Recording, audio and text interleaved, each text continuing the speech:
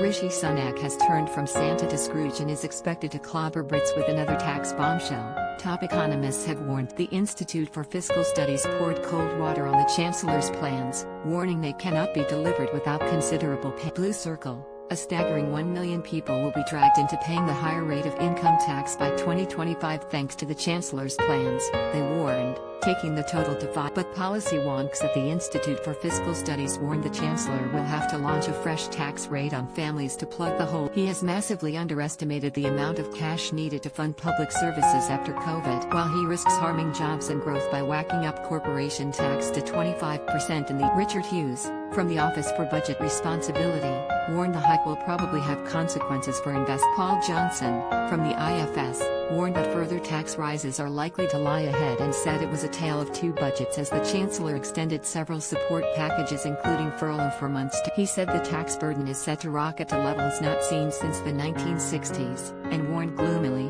it is possible we'll see even bigger ones over the next few. The Chancellor also announced in the budget yesterday, Mr Sunak plans to slash a whopping £14 billion from government spending in the next 5 years. The axe could fall hard on social care and policing as other departments, like the NHS and aid, have seen their budgets protect. Mr Johnson said, take account of the cuts to planned spending announced in the Autumn and Santa Sunak. Purveyor of billions today looks more like Scrooge Sunak cutting spending and raising taxes to the tune of nearly £50 billion relative to his pre-pandemic plans of March 20. If spending plans and tax hikes go as planned, the government will be able to balance the books by 2025, according to the sad truth is that would be a balance built on the highest sustained tax burden in UK history and yet further cuts in unprotected public service spending, Mr Johnson. The Resolution Foundation warned that austerity will continue for many government but Treasury sources insisted the plan is a growth budget which will protect jobs. The IFS said the income tax moves mean 1 in 6 adults will be paying a higher rate of income tax by the end of the forecast period. Earlier today Mr Sunak defended his income tax plans as the most progressive and fair way. The Tories have repeatedly raised the income tax brackets over the past decade,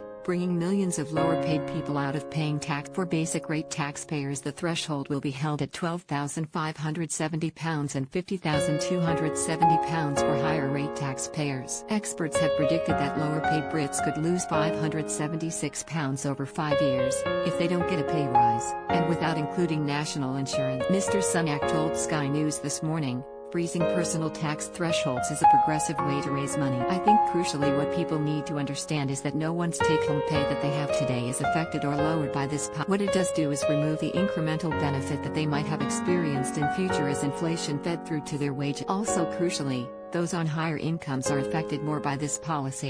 It is a very progressive policy and that is something that has been noted by independent think tanks that are respected, like the Institute for Fiscal Studies and others who have made the point that the richest 20% of households, for example, will end up contributing I think 15 times more than those on the lowest. That is why this is a fair way to help solve the problems that we